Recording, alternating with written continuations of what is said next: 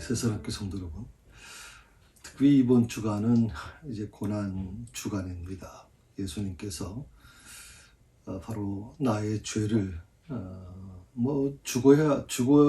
이미 죽어야 했었죠.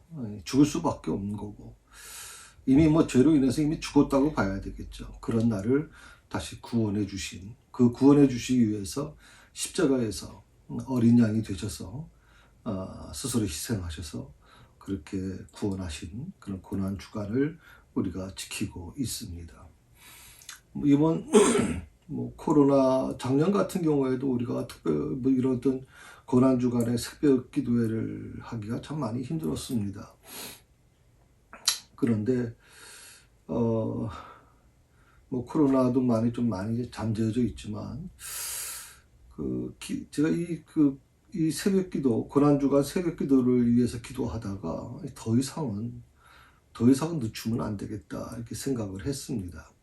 그런 마음을 하나님이 주셨습니다. 그래서, 조금 우려되는 부분이 전혀 없는 건 아니지만, 그래도, 시작을 해야 되겠다 해서 지금 새벽 기도회를 진행하고 있습니다. 사실 처음에 우리가 이 교재를 이제 복사를 했는데, 우리 전사님이 사실 25부를 우리가 준비를 했거든요. 코로나 이 상황에서 과연 몇 명이나 나올 수 있을까, 그렇게 생각을 했던 건데, 이제 첫 시간 상당히 그래도 우리 성도들이 많이 이렇게 나와 주셔서 같이 은혜를 나눌 수 있었습니다. 그래서 이 교재를 더 복사를 지금 해야 될 처지가 됐을 정도니까요. 하여튼 이런 거 생각하면 참 감사합니다. 시대가 시대인 만큼 참 여러 가지 혼란스럽고 여러 가지 두려움들이 많이 우리 사방에 널려 있습니다. 우크라이나 러시아 전쟁도 마찬가지고 곳곳에서 자연재해가 일어나고 있고, 또 지금 우리나라에서도 정말 불행한 일들이 많이 일어나고 있죠. 국민들이 서로 갈등하고 반목하는 일들이 일어나고 있고, 정치가 우리 국민들에게 희망을 줘야 되는데 정치가 오히려 국민들에게 짜증스럽게 하고 우리를 힘들게 만드는, 좌절케 하는 일들이 사실 많이 있다 보니까 정치에 대한 불신도 많아졌고, 제가 지난주에도 잠깐 말씀을 드렸지만 가장 마음이 아픈 거는 촉법 소년 나이를 낮추는 겁니다. 14세라고 하는 나이, 그것이 문제가 돼가지고 12세로 낮추겠다고 하는 얘기가 지금 국회에 상정되고 있지 않습니까? 그만큼 우리 사회가 많이 지금 망가질 대로 망가졌다는 뜻입니다. 정의와 공의가 지금 하수처럼 흘러야 되는데 이게 흐르지 않고 있다는 뜻이 되거든요. 그래서 오늘 이 출애굽기서를 우리가 공부하면서 정말 어떻게 보면 그 당시에도 역시 마찬가지였을 거라고 생각이 들거든요. 정의와 공의, 정말 하나님이 살아계시면 왜 이스라엘 민족을 이렇게까지 버리시는가? 언제까지 우리의 울부짖음을, 우리 통곡을 외면하시는가? 이스라엘 백성들도 수없이 많이 그런 외침을 하지 않았겠습니까? 아마 그들도 역시 랍비라든지 또 거기에 관련되어 있는 레이지파에 있는 사람들에게 말을 했겠죠. 제사장이나 모든 사람에게 이렇게 얘기를 했겠죠. 하나님이 살아계시면 왜 하나님은 침묵하십니까? 왜 하나님은 응답해 주지 않으십니까? 하나님이 선택한 이 이스라엘 민족을 왜 이 노예 신분에서 방치해 두고 계십니까? 라고 하는 의문이 많이 생기지 않았겠습니까? 그래서 성경에 보게 되면 그들의 한 맺힌 소리가 하나님께 들렸다고까지 얘기할 정도니까, 그런 부분들이 아마 어떻게 보면 이스라엘 백성들의 시대나 지금 우리나라가 처한 상황이나 전 세계가 지금 처해 있는 상황이나 많이 비슷한 것 같습니다. 그래서 오늘 우리가 이 공부를 통해서 다시 한번 우리 자신을 조명하는, 또 하나님이 이 어려운 시기에 어떻게 하나님은 역사하실까, 바로 이 출애굽기서를 통해서 다시 한번 우리가 나누면 좋겠습니다. 지난주에 1절, 2절에 있는 말씀을 같이 나눴습니다. 오늘은 3절부터 같이 공부를 하려고 합니다. 3절하고 6절까지 한번 좀 쭉 읽으면서 몇 절까지 할지는 모르겠지만 아무튼 계속 그렇게 공부해 나가도록 하겠습니다. 3절부터 6절 한번 같이 읽어볼까요? 예, 성경책 한번 여러분 찾으셔서 출애굽기 2장 3절에서 6절을 한번 펴보십시오. 제가 지난주에도 잠깐 말씀을 드렸지만 전체적인 개요를 제가 이 말씀을 드릴 때는 큰 문제가 아닙니다. 그런데 이제 각 구절에 대한 부분을 우리가 강해해 나가려고 하면 성경이 반드시 필요합니다. 여러분, 성경을 반드시 옆에 놓고 오늘 이 공부를 같이 하시면 좋겠고, 자, 3절부터 6절 같이 있습니다. 더 숨길 수 없게 되매 그를 위하여 갈대 상자를 가져다가 역청과 나무 진을 칠하고 아기를 거기 담아 나일강가 갈대 사이에 두고 그의 누이가 어떻게 되는지 알려고 멀리 섰더니 바로의 딸이 목욕하러 나일강으로 내려오고 시녀들은 나일강가를 거닐 때에 그가 갈대 사이의 상자를 보고 시녀를 보내어 가져다가 열고 그 아기를 보니 아기가 우는지라 그가 그를 불쌍히 여겨 이르되 이런 히브리 사람의 아기로다. 아멘.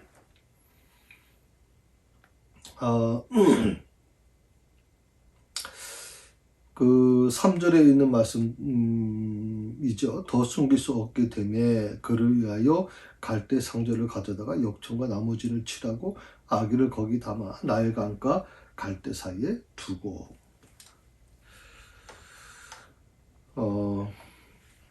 모세의 출생에 관련된 내용입니다.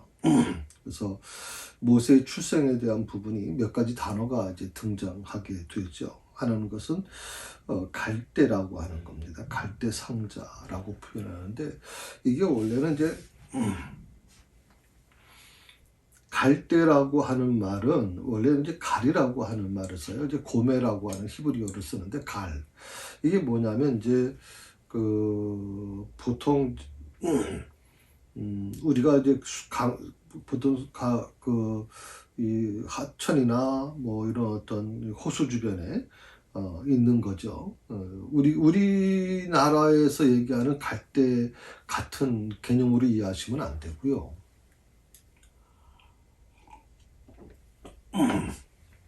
많은 사람들이 오해하는 게 뭐냐면 갈대라고 그러니까 우리나라에서 나는 갈대를 생각을 하는 분들이 많아요. 물론 모습은 비슷합니다. 그런데 차이가 있죠. 우리는 아무리 굵어봤자 그렇게 아주 두껍진 않아요. 그런데 이 근동 지방의 갈대는 아주 굉장히 큽니다. 마치 우리 대나무처럼 대나무 보통 큰 것들 있지 않습니까? 그 대나무처럼 아주 굵습니다. 그래서 대신 그 안에가 비어 있죠. 그래서 대나무라고 여러분 생각하는 게 오히려 편할 겁니다. 우리의 갈대라고 하는 인식을 하다 보니까 갈대 우리가 우리나라에서 하천에 나는 갈대는 그건 흔들리는 갈대인데 그게 무슨 건가 이렇게 생각하는 분들이 계실 수 있는데 모습은 비슷한데 그 모양은 이 대나무처럼 굉장히 굵다라고 생각을 하시면 돼요. 이 가리라고 하는 이 고메라고 하는 단어는 마치 대나무처럼 대롱을 통해서 흡수한다라고 하는 뜻의 가마에서 유래된 말이거든요. 그래서 보통 나일강변의 흔한 이제 수중식물이다. 이 가리라고 하는 이 식물, 대라고 하는 건 이제 나무 형태를 갖고 있다는 뜻인데, 가리라고 하는 이 나무는 우리가 잘 아는 겁니다. 저도 한번 이 다큐멘터리에서 한번 본 적이 있습니다. 이제 파피루스, 요즘에는 안 쓰지만 과거에는 이게 종이 대신 쓰지 않았습니까? 파피루스, 기록하는 것이요. 이 파피루스의 원자재가 바로 이 가리라고 하는 나무거든요. 갈대. 물을 굉장히 빨리 흡수하기 때문에 성장 속도가 매우 빨라요. 제가 말씀드린 것처럼 우리나라에서는 대나무로 이해하시면 된다니까. 갈대보다는 대나무가 더 맞아요. 왜냐면 대나무는 하루 자고 나면 막 쑥쑥 크지 않습니까? 마찬가지로 물을 다량으로 흡수한다는 거죠. 성장속도가 되게 빠르다. 그래서 대략 한 5m? 3m에서 5m, 5m면 굉장히 크죠.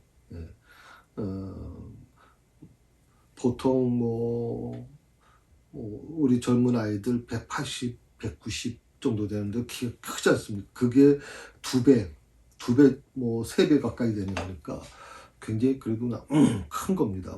그래서 제가 말씀드리는 게 이 갈대가 우리나라 갈대로 이해하시게 되면 잘 이해가 감이 잘 안 와요. 그래서 제가 대신 대나무로 이해하시는 게 낫다 이렇게 얘기하는 말씀이, 대나무라는 게 아니라 대나무와 비슷한 형태를 갖고 있기 때문에 그게 더 이해하기 쉽다라고 말씀을 드리는 겁니다. 그래서 이 갈대나무를 가지고 아까 좀 파피루스를 만든다, 원 재료라 그랬는데 이제 파피루스 종이를 만들기도 하고, 아까 조금 전에 말씀드린 것처럼 안에가 비어 있거든요. 그래서 공기층이 있어요.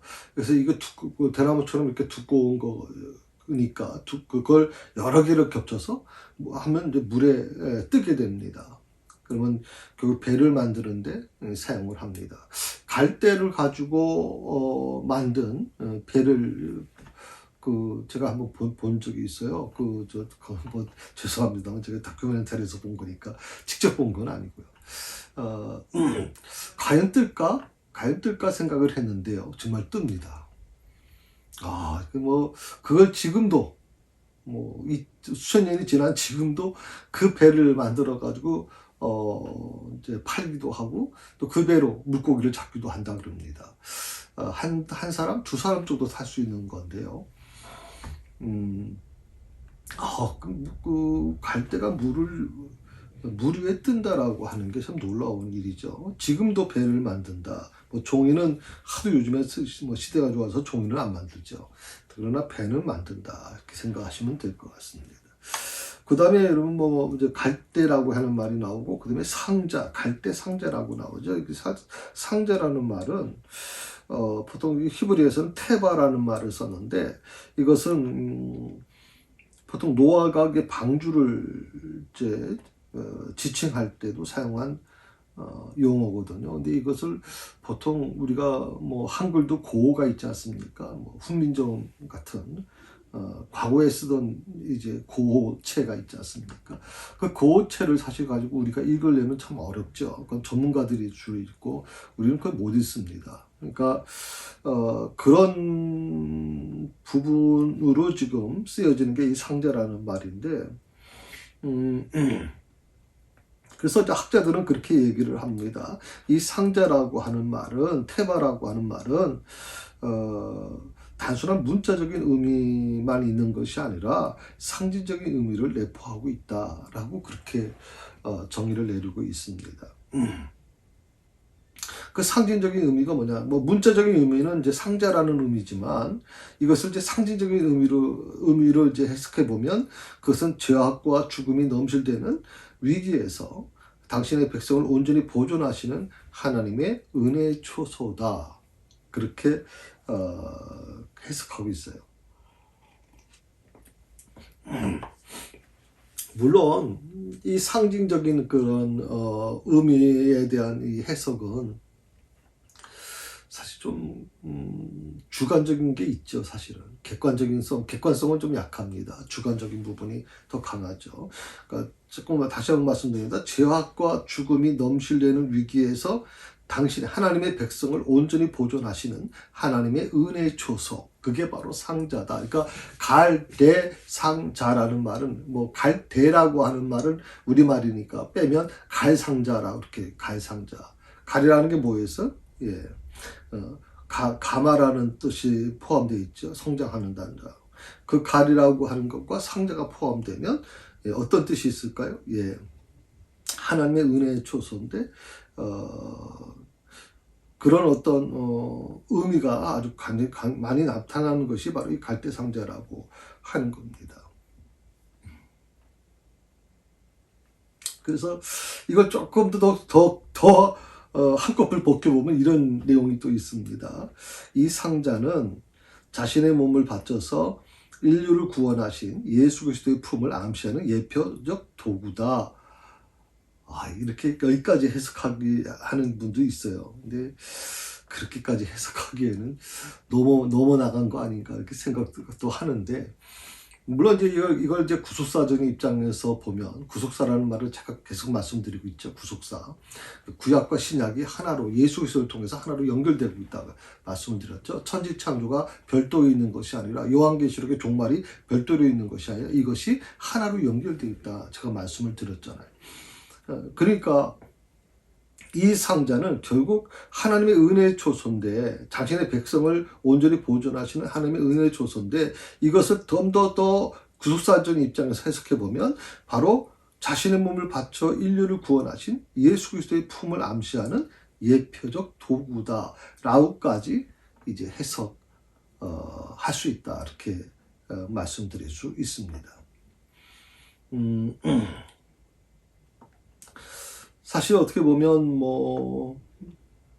모세를 참 사랑했지만 자식 사랑하지 않는 부모가 어디 있겠습니까만, 그럼에도 불구하고 정말 이 아므람과 요게벳은 정말 사랑했거든요. 모세를 너무나도 사랑했습니다.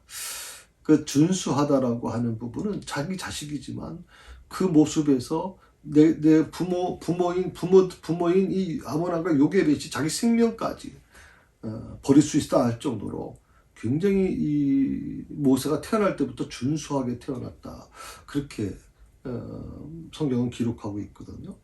그러니까 모세를 너무나도 사랑했지만 더 이상 자신의 능력으로 지킬 수 없다는 것을 그들이 3개월 만에 깨닫게 돼요. 자신의 힘으로 할 수 없다.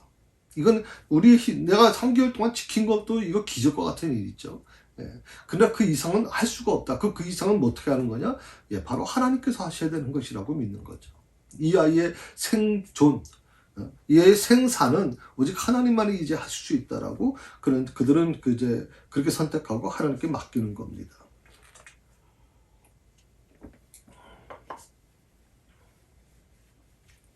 그래서 가족들은 이 모세를 갈대 상자에 넣어서 하수가 갈대 사이에 두고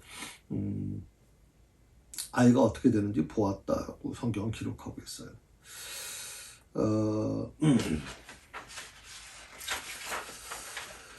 그 갈대 제가 지금까지 계속 말씀을 드렸으니까 특별히 더 이상 말씀을 드리지 않겠지만, 또 다른 자료를 보니까 이 애굽 사람들은 이 갈대를 가지고요, 뭐까지 만들었냐면 이제 배를 만들었다고 제가 말씀을 드렸잖아요. 그런데 배만 만든 게 아니라 그거 가지고 돛을 만들고, 이제 다른 돛을 만들고, 또 담요까지 만들었대요.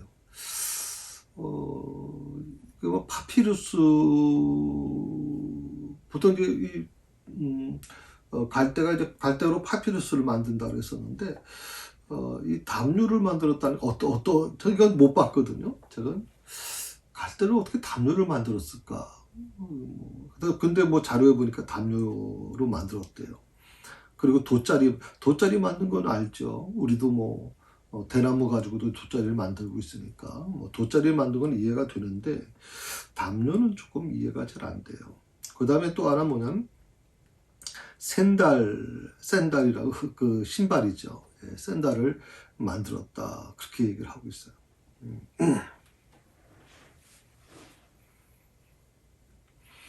특별히 오늘 이 내용 속에서 특히 3절에서 우리가 기억해야 될 게 뭐냐면,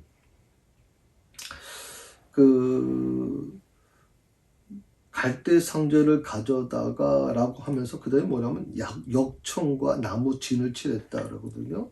역청이라고 하는 역청을 칠했다는 거예요. 그러니까 갈대를 가지고서 이제 배 모양을 상자 모양을 만들었겠죠. 아이가 들어갈 만한. 그래도 그 정도 3개월 정도 컸으면, 또 이게 준수하게 컸다면, 모세가 보통 100일 된 아이가 몇 킬로 정도 되는지 저는 잘 모르겠습니다만은 보통 한 7, 8kg, 10kg 이상 나갈까요? 여러분들이 더 잘 아시겠죠. 그럼 그 정도 몸무게에 있는 그 아이가 가라앉지 않기 위해서는 두 가지가 필요하겠죠. 부력을, 그걸 견뎌낼 수 있는 부력이 필요하다는 거고, 또 하나는 물이 들어오면 안 되죠. 예, 물이 들어오면 아무리 거기가 근동지방이라 할지라도 아이가 견뎌내지 못하죠. 예, 그러니까 물이 들어오지 않도록 막아주는 역할, 그게 바로 역청이라고 하는 거예요. 이 역청이라는 해마르라고 하는 이 역청은 광물성 피치라고 하는 뜻이라고 그래요. 피치. 방수, 방부, 도로 포장 등으로 주요 사용되었다. 도로 포장. 방수니까 그렇게 쓰여졌다 이렇게 얘기를 해요. 특별히 이것은 그 이집트에서 나는 게 아니고 팔레스틴으로부터 전량 수입됐다고 얘기하거든요. 그 팔레스틴은 여러분 아시는 것처럼 외국에서 수입되는 거, 요즘처럼 교통수단이 잘 돼 있는 것도 아닌 그런 곳이라면, 아무리 팔레스틴이 이스라엘 그 지역이 지금 이집트하고 이렇게 멀리 떨어져 있지 않다 그래도 보통 이걸 운송하는 사람들이라면 사막을 거쳐서 이제 낙타 같은 데다 싣고 이제 물물 교환하지 않겠습니까? 그렇게 되면 이거 굉장히 사실 어떻게 보면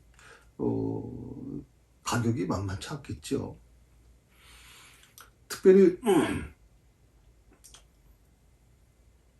이 아므람과 이 요게벳이 비록 레이지파 사람이었지만 그들이 어떤 일을 합니까? 노예 신분입니다. 예. 그들이 직접 나가서 정말 그 무거운 짐을 나르고 피라미드 건설하는데 동원됐는지는 잘 모르겠습니다만, 아무튼 그들은 레위 지파 사람들이지만, 제사장에 속한 사람들이지만, 그럼에도 불구하고 그들은 노예 신분으로 살아갈 수밖에 없었단 말이에요. 그러면 노예 신분으로 살아간 사람이 어떤 노예가 무슨 돈을 지급받을 일이 없을 거고요. 사실 이 역청을 구하기는 쉽지 않았을 것이라고 해요. 특별히 수입이 되는 것이기 때문에 특별히 부탁을 해서 구하는 수밖에 없는데, 요거는 좀 우리가 좀 신중해 볼 필요가 있다고 생각을 해요. 그래서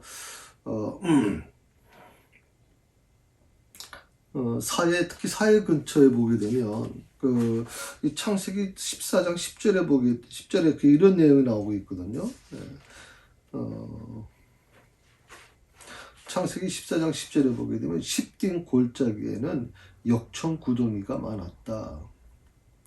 그래서 소돔과 고모라 왕이 달아날 때 그들의 병사들이 역청 구덩이에 빠지고 살아남은 자들은 산으로 도망하였다. 역청, 아까 말씀드린 것처럼 도로를 포장하는 방수, 방부의 역할을 했다 그랬거든요. 거기 빠지면 살아남지 못하죠. 근데 그런 게 많이 있었다 그러거든요. 십딘 골짜기에. 그러니까 소돔과 고모라 왕이 달아났다라고 하는 것은 이것이 굉장히 그 팔레스타인 지역에 어떤 있는 특이한 어떤 광물이기 때문에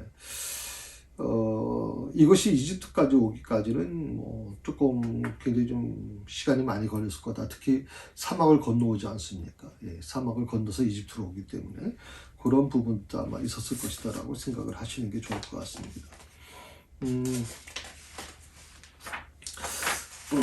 그래서 나무 진과 더불어 이것을 칠하는 것, 그러니까 역청을 칠하는 것은, 역청은 다시 말씀드려서 수입하는 자재라고 말씀드렸어요. 전량 수입되는 것이다, 팔레스타인에서. 그런데 나무진만 가지고는 안 된다고 생각을 해서 교회는 약간의 돈을 주고 아마 이 역청을 구했을 거라고 생각이 들거든요. 그건 분명한 거죠. 왜 그럴까까지 했느냐? 아들을 살려보려고 하는 모성애의 발로다, 이렇게 얘기할 수 있겠죠.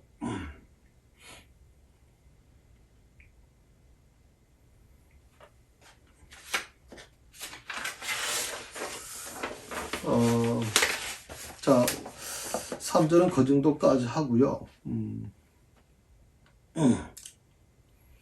특히 4절에 보시게 되면 그의 누이가 어떻게 되는지 알려고 멀리 섰더니라고 하는 문맥이 나와요. 사실 그 나일강으로 보냈으면 그렇잖아요. 나일강으로 보냈으면 뭐 거기서 끝내야 되지 않겠습니까? 굉장히 위험성이 있는 거죠. 그 미련을 못 버린다고 하는 뜻인데, 그게 나중에 이제 걸리게 되면 굉장히 위험한 부분이라고 생각을 할 수 있어요. 그래서 여기서 이제 그 누이가 하는 이 누이는 누굴 얘기하는 겁니까? 예, 친누이죠, 모세. 예, 나중에 훗날 여선지자가 됩니다. 이 모세의 누이가 이름이 뭐죠? 예, 미리암이라고 하는 누이죠. 그래서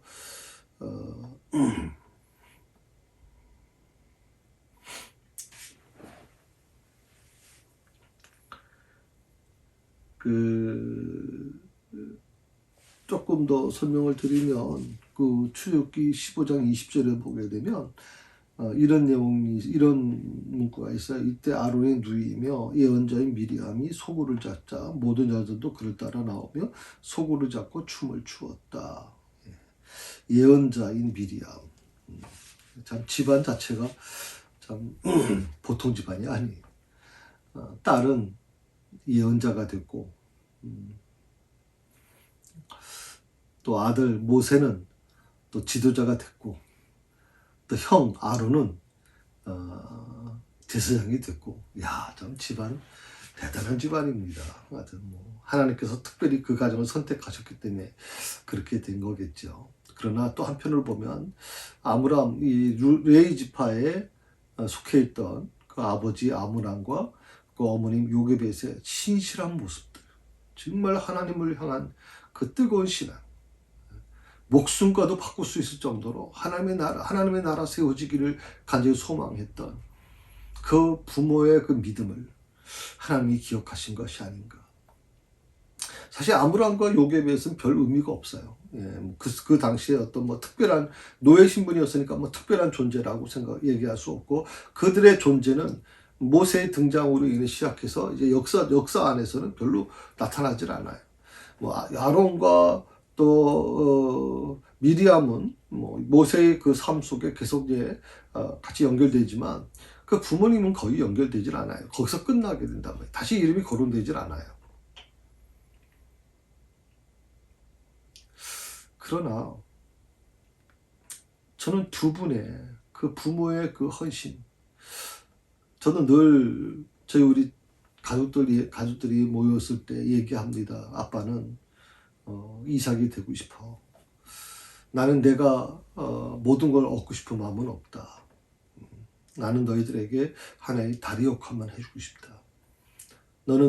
너희들은 내 다리를 건너서 너희들은 더 하나님이 원하시는 가나안으로 나아가야 된다. 전 그 가나안이 바로 세계를 향해 꿈꾸라고 지금 우리 자녀들한테 얘기를 했거든요. 누군가는 다리 역할을 해줘야 될 거거든요. 빚도 없이 이름도 없이 사라지지만, 그러나 그 다리를 건너 그 다리를 딛고 건너서 가나안으로 가는 것처럼, 어쩌면 그런 부모들이 그런 마음을 가지고 자식을 키우면 하나님께서 그런 것을 통해서 저는 하나님이 지금도 역사하실 거라고 저는 믿습니다.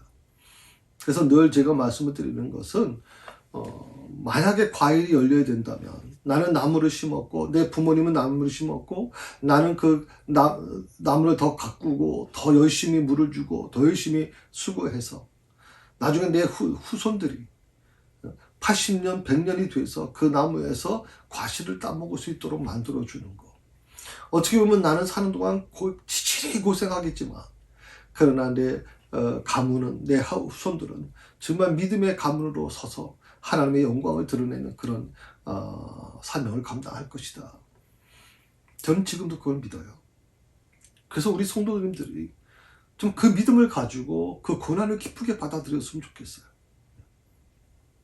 오늘 보세요. 모세의 집안이 어떻게 달라졌는지.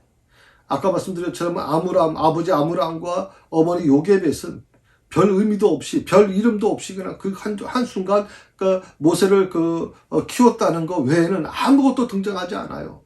아므람에 대한 어떤 레지파 사람임에도 불구하고 어떤 일도 나타나질 않아요, 여러분.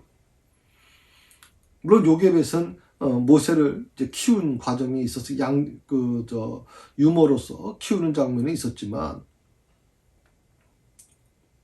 그런데 놀랍게도 모세 같은 위대한 지도자, 민족의 지도자가 나왔고요. 아론처럼 제사장의 시조 아닙니까? 아론. 그 다음에 여선지자의 시조가 미디암. 대단한 사람들이라 이거죠. 대단한 사람들이거든요. 하나님께서 바로 이렇게 집안을 축복해 주는 거예요.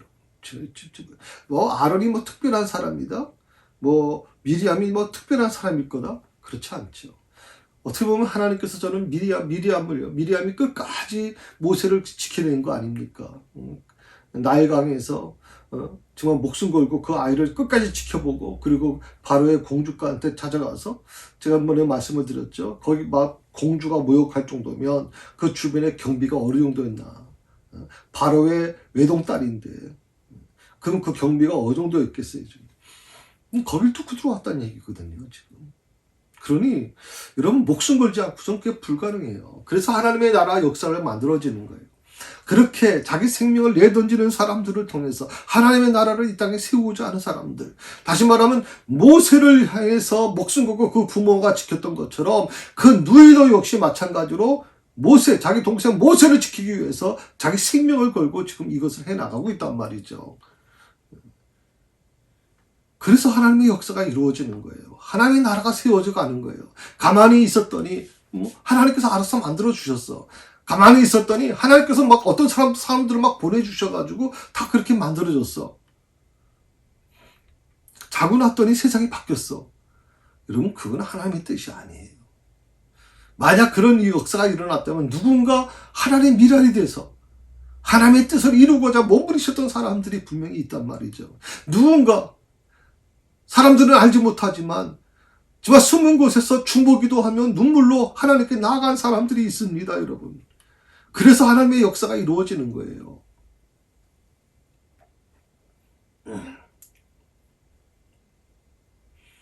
특히 멀리라고 하는 부분이 나오죠. 그의 누이가 어떻게 되는지 알려고 멀리 섰다. 이게 히브리어는 메락 호크라고 하는 말을 썼는데, 멀리 하다라고 하는, 그러니까 어떤 거리적인 의미도 있고요. 그 내용에 보면 이제 그 인척 관계를 의미하는 것도 있다, 이렇게 얘기하는데, 사실 어떤 피부지 동생 아니에요. 그 동생을 멀찌감치 그 아이를 끝까지 지켜보는 모습들을 지금 보게 되죠. 갈상자에 담긴 그 아기의 심전을 염려하는, 동생의 심전을 염려하는 그 누이의 애타는 심정을 잘 표현한 말이라고 생각해요. 멀리 섰더니.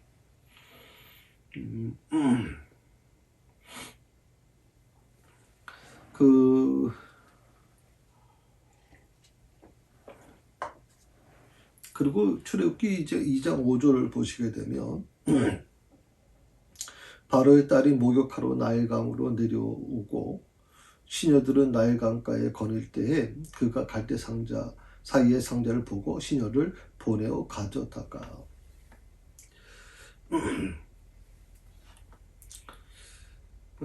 바로의 딸이다. 지난번 말씀을 드렸지만 이 공주가 누구냐 하는 것을 얘기하는 분들이 있을 수 있어요. 이건 이제 예굽의 18대 왕조의 어떤 창설했던 그 아멘호텝이라고 하는, 그 아모스의 아들이라고 하는 뜻인데, 아멘호텝 1세입니다. 그러니까 1560년에서 1539년에 이제 재임하고 있었는데요.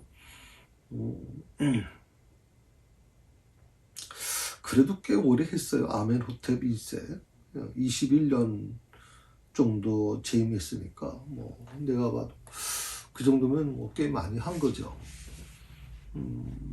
이 이집트 왕은요, 애굽의 왕은 참 오래 살지 못했습니다. 그 이유가 뭐냐면, 제가 왜 이 21년을 바로로 있었던 그 기간을 말씀드렸냐면, 원래 이제 바로라고 하는 이집트의 이제 황제는 이 신의 아들이라고 그렇게 얘기를 했거든요. 신의 아들. 마치 자기가 신처럼 생각을 하는 거예요. 그러니까 신의 계시를 받은 자라고 하는 이 자가 어떻게 일반 사람하고 결혼할 수 있겠습니까? 그러니까 왕실, 자기 형제, 사촌 이런 사람들하고만 이제 결혼을 하게 돼요. 근친상간이라고 보통 얘기를 하죠. 그러다 보니까 여러분 뭐 근친상간을 하게 되면 당연히 나타나는 게 무엇입니까? 예, 기형화가 나타나죠. 예, 기형적인 거. 참 그 하나님께서는 참 놀라운 일이에요. 하나님께서는요 이 결혼 관계도 아주 선을 분명히 두셨어요. 예, 근친상간을 하지 말라 분명히 말씀하셨거든요. 하나님께서 율법으로도 금하셨던 게 근친상간이거든요. 근데 이집트의 왕은 근친상간을 하게 됐단 말이죠. 절대 외부 사람을 들여오지 않았어요.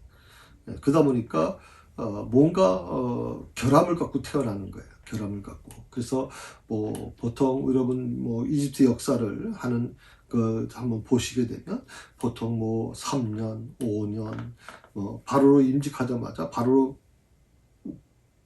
되자마자 어떤 왕은 불과 2년 만에 죽기도 하고 또 어떤 왕은 어떤 바로는 평생 불구로 살았죠. 예, 다리 발가락이 저 부족하고 손가락이 부족하고 이래가지고 또 몸에 또 결함이 있어가지고 그렇게 좀 불행하게 살았던 것이 바로 이 근친상간 때문에 그렇다 말씀을 좀 드리고 싶죠. 이 아멘호텔이 이제 21년을 이제 심무했는데 그 기간 동안에 이제 모세가 애굽 왕궁에서 자라는 겁니다. 참, 이 아멘호텔 1세가 이 딸을 굉장히 아마 사랑했을 거라고 생각이 들거든요. 그래서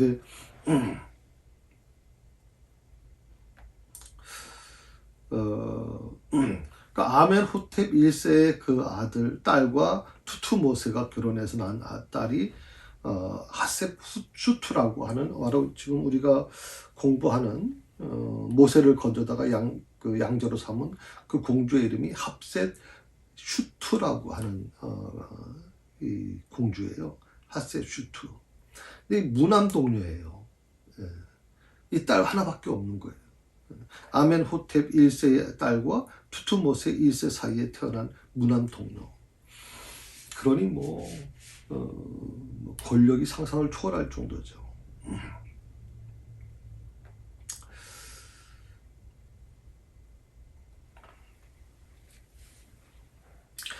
하수라고 하는 말이 나오죠. 4절에 5절 보면 바로의 딸이 모욕하러 나일강에 내려오고 시녀들은 나일강가에 거닐 때 그가 갈 때 사이 성전을 보고 시내를 보내어 가져다가 시내라고 표현을 했어요. 여기 번역에는 시내.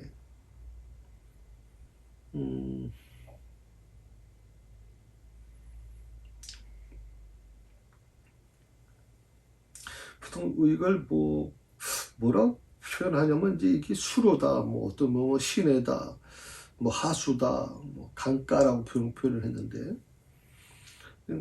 다 나일강으로 표현하지만 그 나일강은 원래 거대한 물줄기입니다. 요즘 말로 하면 한강을 얘기하는 거죠. 한강을 연상해 두시고 나일강은. 근데 거기에서 이제 쉽게 말하면 이제 하천이 흐르지 않습니까? 여러 가지 하천이 흐르잖아요. 그 하천 중에 하나가 바로 이곳이 아니냐 하는 것이죠. 왜냐하면 가서 목욕할 정도면 낮은 곳이잖아요. 그런데 이 나일강 본류는 굉장히 아주 깊고 거대한 호수거든요. 그 거대한 그 강이란 말이죠. 그래서 거기서 목욕하기는 어려울 거라고 생각이 들고요. 이 애굽의 가장 유일한 젖줄이라고 생각하는 이 나일강은요, 고대 애굽인들에게 있어서 풍요와 건강을 제공하는 성령으로 간주했어요. 그래서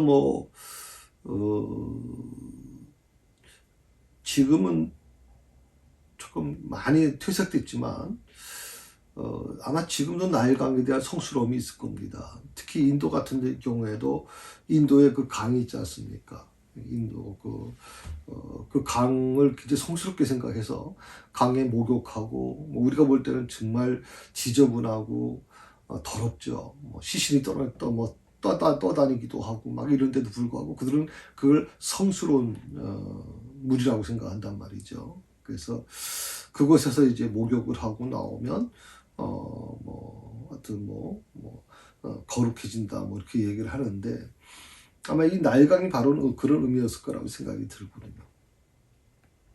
왜?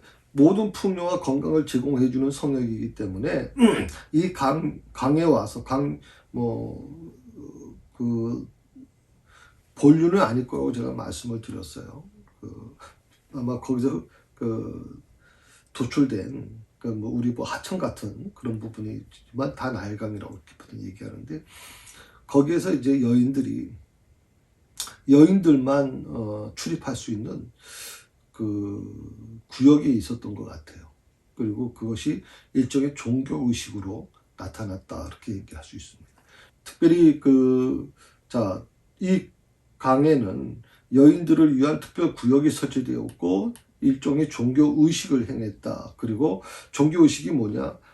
다산과 안녕을 기원하는 마음으로 목욕했다라고 하는 거예요. 다산, 자식을 많이 태어나게 하는. 나일강은 바로 그런 의미가 있어요.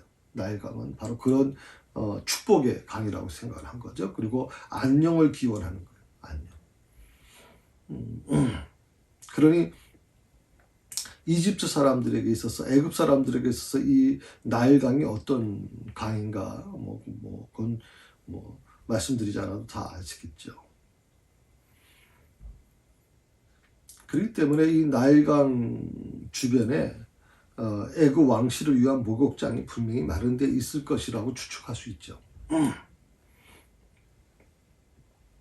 다만 어떤 주석책을 보니까 이 모세의 어머니 요게벳이 이 모든 사실을 익히 알고 있었고, 그리고 거기에 계획을 세워서 신중히 행동했을 것이다라고 해석한 책도 제가 본 적이 있어요. 그런데 글쎄 거기까지는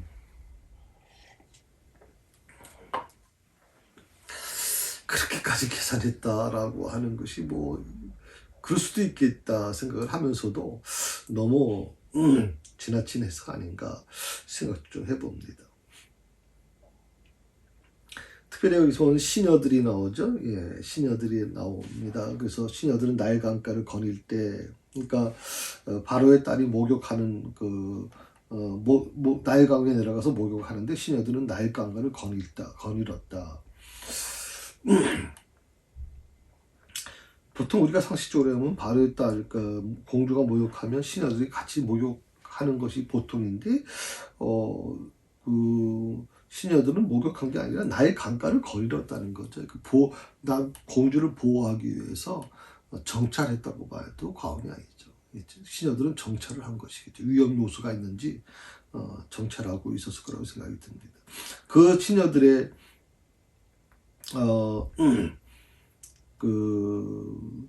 눈에 아마 띄지 않았겠나 생각을 해봅니다만은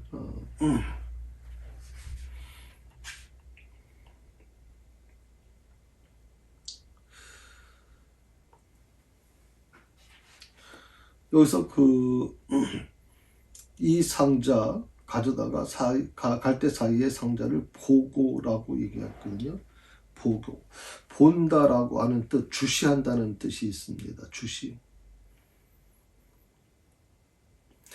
어떻게 보면 모세를 담은 이 갈상자가 그냥 우연히 공주 앞에 놓여줬다, 그렇게 얘기하는 분도 계실 수 있어요.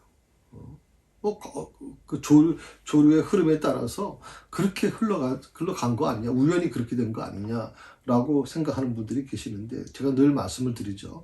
우리 기독교는 우연이라는 게 존재하지 않는다 그랬습니다. 우연히 존재하는 그것은 하나님의 섭리가 없다는 뜻입니다. 하나님의 섭리를 믿는 사람들은, 하나님의 전능하심을 믿는 사람들은 우연이라는 것을 믿으면 안 됩니다.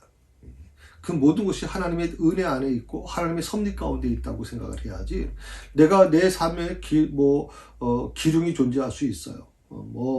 좋은 일도 있고 나쁜 일도 있을 수 있어요. 그런데 좋은 일이든 나쁜 일이든 그 모든 과정에서 하나님께서 이것을 내게 주신 이유가 뭘까? 이것을 허락하신 이유가 뭘까를 여러분 생각하셔야 돼요. 그리고 그것을 위해서 하나님께 기도하셔야 돼요. 하나님, 이것을 내게 주신 이유가 무엇입니까? 그걸 찾아야 될 사람들이 우연히 이렇게 잘 됐어요. 근데 저 CBS CTS인가요? 그 방송도 보면 이렇게 간증 토론 있잖아요. 나와서 이렇게 대담하는. 거기서 보면 우연이라는 말을 쓰는 분들이 있어요. 우연. 그건 아니라고 저는 생각을 해요. 우연이라는 건 존재할 수가 없죠. 그래서 오늘 이 모세를 담은 갈 상자가 공주의 특별한 주목을 끌기에 충분했다라고 하는 건데, 바로 거기에 가장 중요한 단어가 나오는데 바로 보고라고 하는 단어, 주시한다라고 하는 뜻이에요. 주시했다. 그 주시했다라고 하는 게 뭐예요? 나일강에 물론 이제 그 낮은 곳이지만 거기에 갑자기 조금 전에 막 만든 그 과정이 나무진과 역청을 했잖아요. 갈대로만 만든 상자가 아니라 그걸 역청으로 했으면 어떻게 보면 좀 특별한 상자라고 생각을 할 수 있죠. 주목됐다는 거예요. 공주의 특별한 주목을 끌기에 충분했다라고 생각을 하는 거죠. 그리고 6절의 말씀에 이제 보게 되면 한번 보세요. 열고 그 아기를 보니 그 아기가 우는지라. 열었다라고 하는 거. 그리고 그 아기를 보니까 어떻게 있어요? 아기가 울었다라고 하는 거. 그가 그를 불쌍히 여겼다.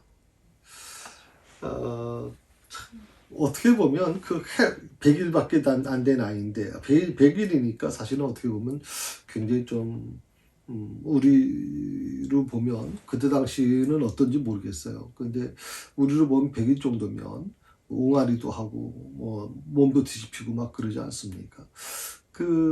해맑게 웃을 수도 있었을 텐데 이 아이가 울었어요. 근데 그 우는 것을 통해서 그 울음을 들으면서 그 아이의 울음소리를 들으면서 그를 불쌍히 여겼다라고 얘기하고 있어요. 불쌍히 여겼다. 그러니까 국률이 여겼다는 뜻이에요.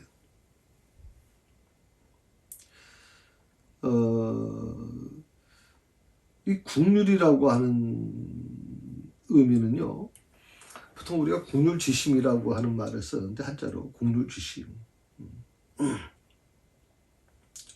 이 국률지심은요, 우리가 다른 어떤 모든 것에 선행되어야 되는 것, 다시 말하면 사랑의 원천이라고 얘기하세요. 국률지심. 그러니까 모든 신앙의 가장 중요한 구조가 뭐냐면 바로 이 국률이라고 하는 거예요. 그러니까 그 석청으로 만든 이 갈 상자의 뚜껑을 열었더니 아이가 보였는데 그 아이가 울었다. 그 아이가 우는 소리를 들으면서 아이를 나보지 않은 이 공주. 근데 그 공주의 마음에 어떻게 했어요? 불쌍히 여김을 받게 됐다. 이 불쌍히 여겼다라고 하는 게 전 중요하다고 생각해요. 그게 국률지심인데. 이 국률지심이 없었다고 하면 과연 모세가 과연 구출받을 수 있었을까요? 이 국률지심을 누가 줬을까요? 바로 하나님이 주신 거 아니에요. 이게 바로 하나님의 은혜 아닙니까, 여러분? 이 갈대 상자를 본 것도 하나님의 은혜고요. 그리고 이 갈대 상자를 열었더니 아이가 울었다. 그 우는 아이를 바라보면서 불쌍히 여긴 그것도 하나님의 은혜잖아요.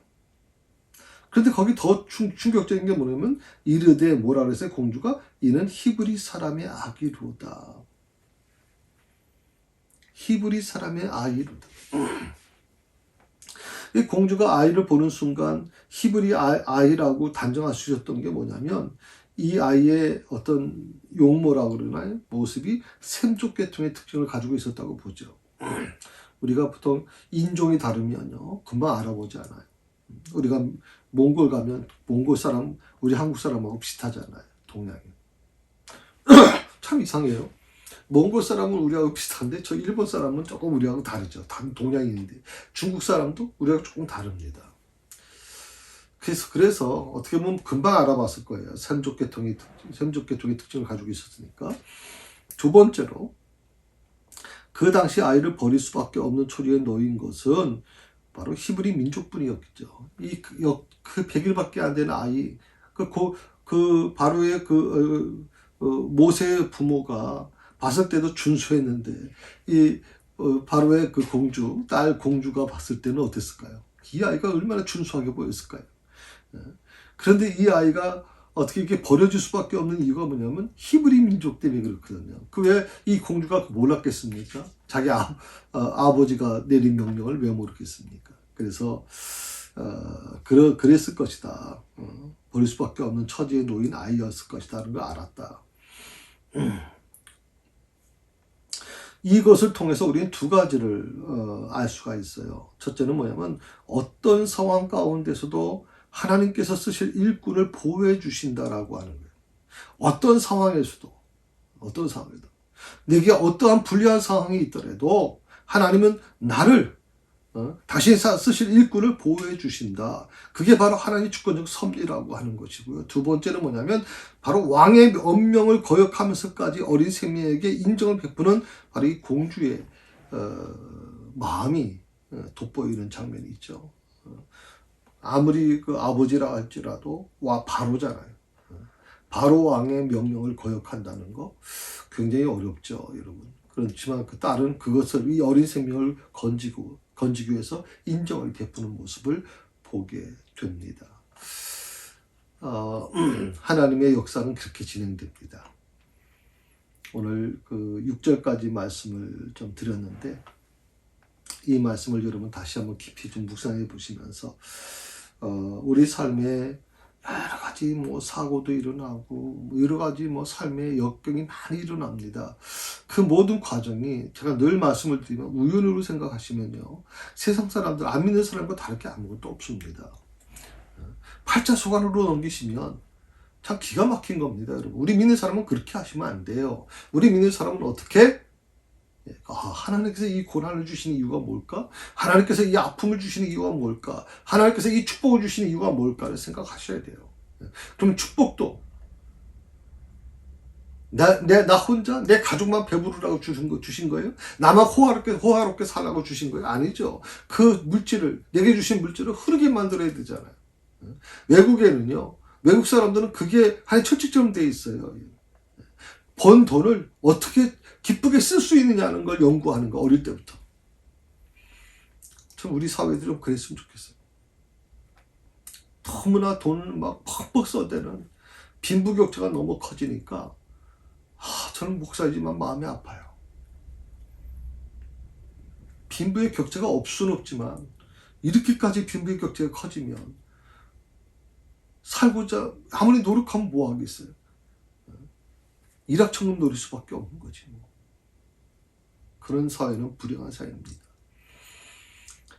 오늘 말씀은 6절까지 말씀으로 마무리하고 다음 주부터 또 7절부터 말씀을 같이 나누도록 그렇게 하겠습니다. 기도하십시다. 하나님 감사합니다. 저희와 함께 하신 하나님의 은혜를 아버지는 다시 한번 깨달으면서 이 고난주간을 저희가 보냅니다. 주님은 얼마나 힘드셨을까요? 저희가 이 한 주간 새벽 기도를 지키는 것도 쉽지 않은데 주님은 얼마나 힘드셨을까요?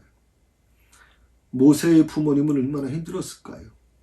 또 모세의 누이와 그 형은 또 얼마나 힘들었을까요?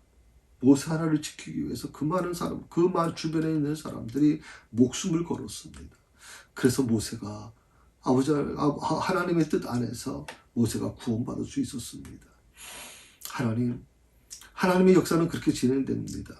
원수의 딸, 이스라엘 백성들이 그토록 힘들어하던 그 바로의 딸의 손을 통해서 하나님이 구원자 모세를 세우시는 것처럼 정말 역설적인 일들이 지금도 일어나고 있음을 저희는 믿습니다.